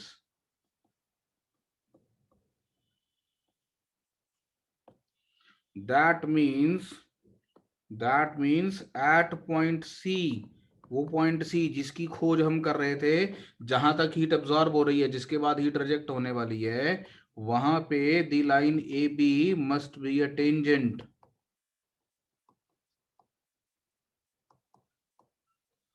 To an adiabatic curve.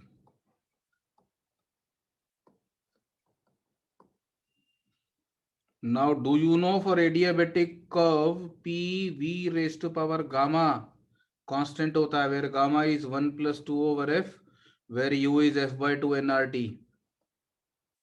क्या ये आप सबको मालूम है कि adiabatic के लिए P V raise to power gamma constant होता है, गामा डिग्री ऑफ फ्रीडम से 1 प्लस 2 बाई एफ से रिलेटेड होता है और यू एफ बाई 2 nRT होती है ना।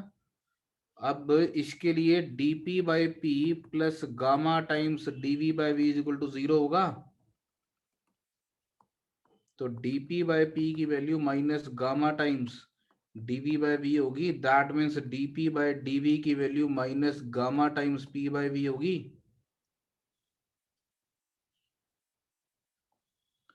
तो इसका मतलब ये कि एट पॉइंट सी, इसका मतलब अब कंक्लूजन ये कि at point C whose coordinates are p comma v, the slope जो कि minus P naught by V naught के बराबर है। हमें मालूम है हमारे ग्राफ की स्लोप, ए बी लाइन की स्लोप तो फिक्स है minus P naught by V naught, और अगर वो एडियाबैटिक की स्लोप के बराबर है तो adiabatic slope minus gamma times P by V होती है, where P and V are the local pressure volume. तो हम पी और वी में एक रिलेशनशिप सीधे यहां से निकाल लेंगे, दूसरी पी और वी में रिलेशनशिप हमारे पास already by the equation of that straight line, to we need to solve these two equations, एक ये वाली और दूसरी equation of the straight line जो हमारी थी p minus two P naught is equal to minus P naught by V naught times v minus V naught. So हमें ये वाली इक्वेशन और ये कंडीशन को साइमल्टेनियसली सॉल्व करके आंसर निकालना है, where gamma is 1 plus 2 by F. Please cross check using this method, क्या यहां से आंसर वही आ रहा है जो उधर से आ रहा है।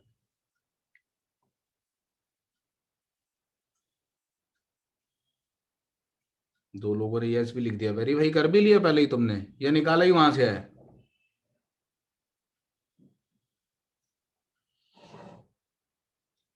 तो फिर वेरीफाई कैसे किया जब तुमने फर्स्ट मेथड से सॉल्व ही नहीं किया? तो वाइट ही कह रहा दोनों मेथड से निकाला है। चलिए, किसी को कुछ पूछना है इसमें?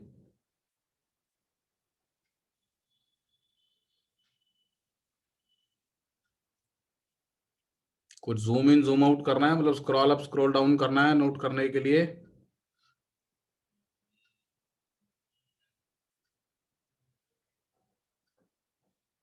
हाँ बिल्कुल, बता सकता हूँ ना। मैं ये बता रहा था कि जहां टेम्परेचर मैक्सिमम होगा वहां पे dt जीरो होगा। अब dt आइसोथर्म पे जीरो होता है, तो वहां पे हमारी जो लाइन ए बी है वो एक आइसोथर्म की तरह बिहेव कर रही होगी। That means it will be a tangent to an isotherm.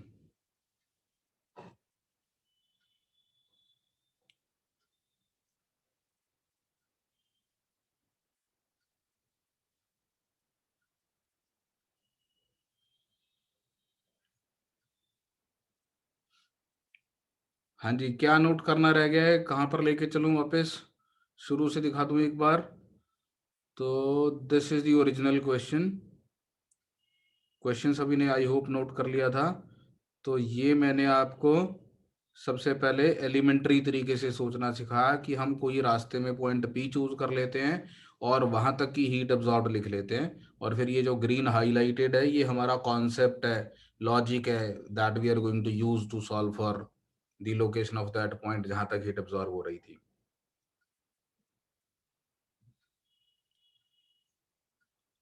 ठीक है।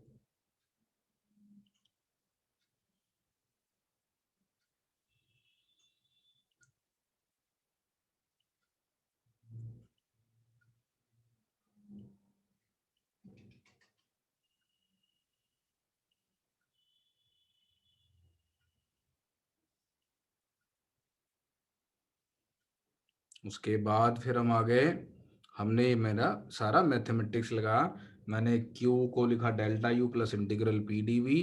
डेल्टा यू मैंने यू दिया हुआ था, F/2 NRT है, तो उससे मैंने डेल्टा यू और integral P D V area से लिखा, और फिर मैंने D Q by D V को 0 कर दिया।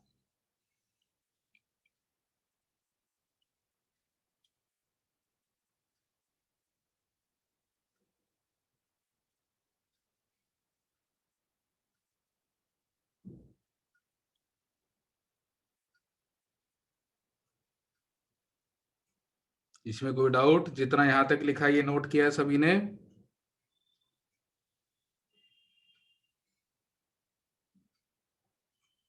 ठीक है। अब इसके आगे की बात करते हैं। तो यहाँ से आगे मैंने फिर आपको ग्राफिकल एनालिसिस वाला मेथड बताया।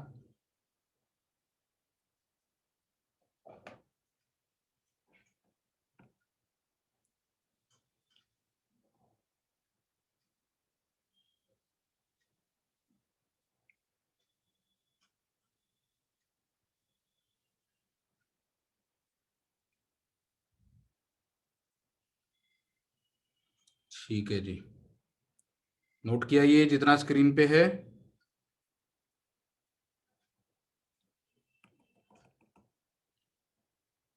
और ये फाइनल सॉल्यूशन टेंजेंट वाला मेथड से।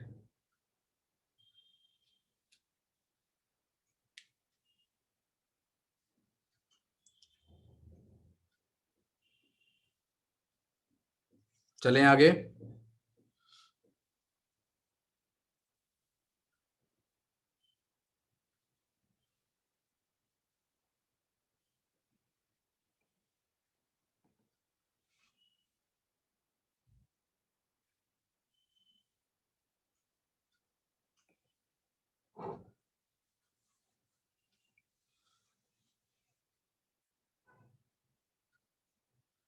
इसके बाद मैं यहाँ पे ऐड ऑन करना चाहूँगा एडिशनल इन्फॉर्मेशन। अभी वैसे मुझे गैस लॉस पे और काइनेटिक थ्योरी ऑफ गैसेस पे और बातें करनी है, बट आपके पास एक दिन का गैप है, हमारी नेक्स्ट क्लास फ्राइडे को है, तो उससे पहले कुछ काम आपको दे सकूं, इसलिए मैं यहाँ पे थर्मोडायनेमिक्स की कुछ अच्छी बातें करने वाला हूँ। तो मैं यहाँ पर एक टर्म डिफाइन कर रहा हूँ, molar heat capacity of a gas.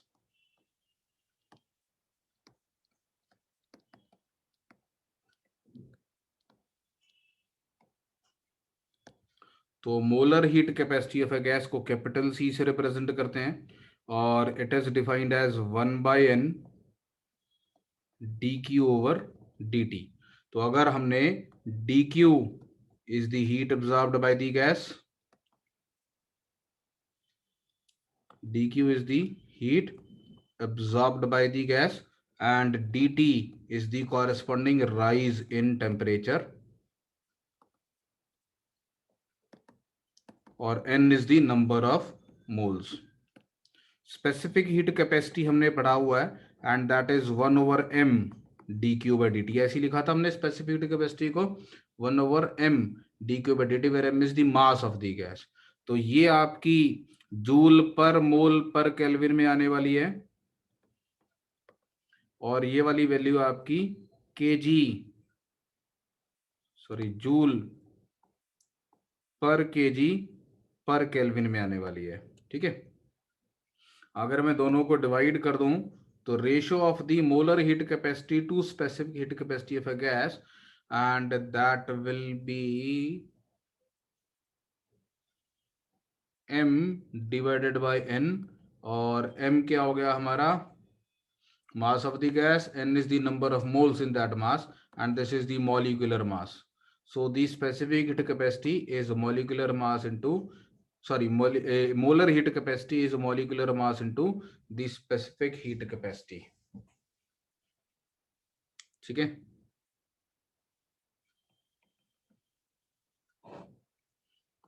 Now काम की बात, C is 1/n dq by dt. ध्यान से सुनना,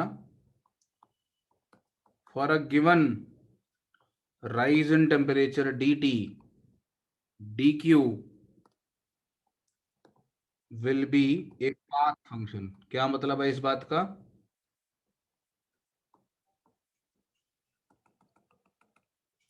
it will depend on the thermodynamic process used while heating the gas, है ना. आइसोथर्मल के लिए Q का एक्सप्रेशन अलग आता है, एडियाबेटिक के लिए अलग आता है, आइसोबारिक के लिए अलग आता है, आइसोकोरिक के लिए अलग आता है. तो dq will be a path function, so that means the molar heat capacity is a function of the thermodynamic process being used to heat the gas. Molar heat capacity depends on the thermodynamic process used. The molar heat capacity of a gas belongs to R, that is the molar heat capacity can have any value between minus infinity to plus infinity. It is all real numbers. The molar heat capacity of a gas can have any value between minus infinity to plus infinity. Also, अभी हमने देखा था dq की value du plus pdv के बराबर आती है. ऐसा हो सकता है कि गैस को हीट कर रहे हो फिर भी टेम्परेचर डिक्रीज कर जा रहा हो सकता है कि नहीं हो सकता है. उसको एक्सपैंड इतना करने दे दिया कि change in internal energy as, मतलब work done by the gas is even more than the heat absorbed, तो कुल मिला के नुकसान हो गया. तो हीट भी कर रहे हैं लेकिन इतना एक्सपैंड करवा दिया कि उसका टेम्परेचर डाउन आ गया. तो in that process molar heat capacity can be negative. Now we know that dq is du plus pdv, और dq को लिख सकते हैं nc dt is equal to du plus pdv. तो यहां से मेरे पास c की value 1/n du by D T plus p dv by n dt के बराबर आती है. तो ये एक जनरल फॉर्मूला है मोलर हीट कैपेसिटी निकालने का, और ये इस बात पे डिपेंड करेगा कि ये p dv by n dt कैसा आ रहा है, और ये हमारी चॉइस ऑफ थर्मोडायनेमिक प्रोसेस पे डिपेंड करेगा.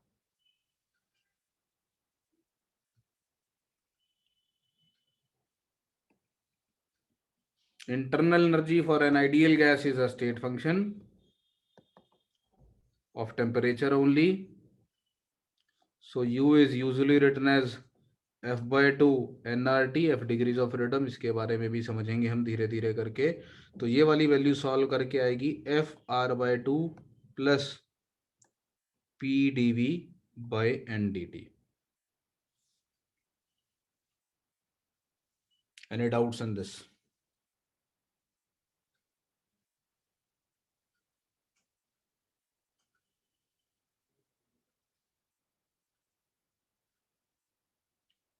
बोलो, कुछ डाउट यहां तक? लिख लिया सब कुछ?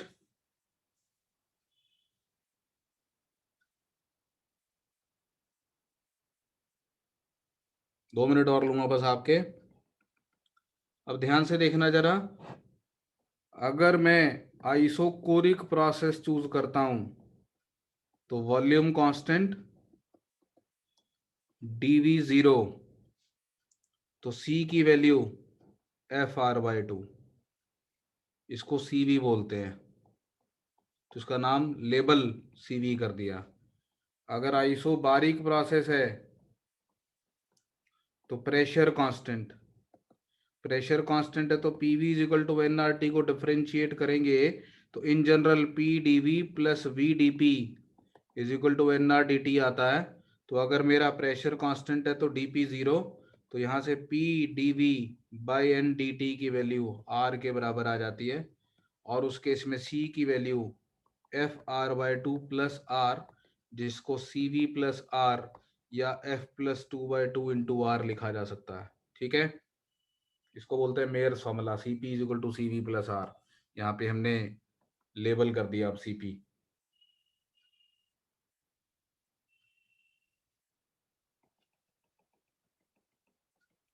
अगर मेरे पास कोई आर्बिट्रेरी प्रोसेस है P V raise to power X is equal to constant, तो D P by P plus X times D V by V is equal to zero आएगा। सो वी डी पी की value minus X P D V आती है। इसके अलावा P D V plus V D P N R D T भी होता है हमारे पास, हमें मालूम है। तो वी डी पी की value minus X P D V put कर दूंगा, तो उस केस में P D V by N D T की value R over one minus X आ जाती है, और वो जो मेरा सी का एक्सप्रेशन था वो बन जाता है F R by two plus R over one minus X. I hope ये सब आपने देखा हुआ है। Obviously X should not be equal to minus one for this process. X is equal to minus one isothermal process के लिए होता है, उसके लिए molar heat capacity is not defined.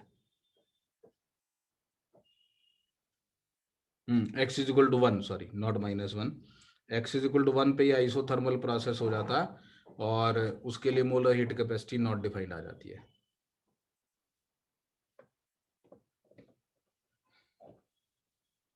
Note किया?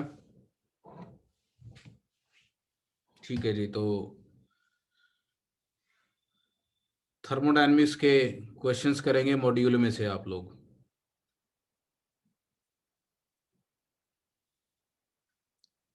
हीट एंड थर्मोडायनेमिक्स का मॉड्यूल जहाँ पे थर्मोडायनेमिक्स स्टार्ट होता है, तो फर्स्ट लॉ ऑफ थर्मोडायनेमिक्स में जो कुछ भी दिया हुआ, मतलब before the heading second law of thermodynamics जो कुछ भी दिया है वो सब सॉल्व करेंगे। चलिए ठीक है, मेरी क्लास है आगे भी, तो I am closing this session. बेटा पूछ लियो मेरे से, I am in a bit of a Hari, you ask me on the WhatsApp, I will reply. ठीक है।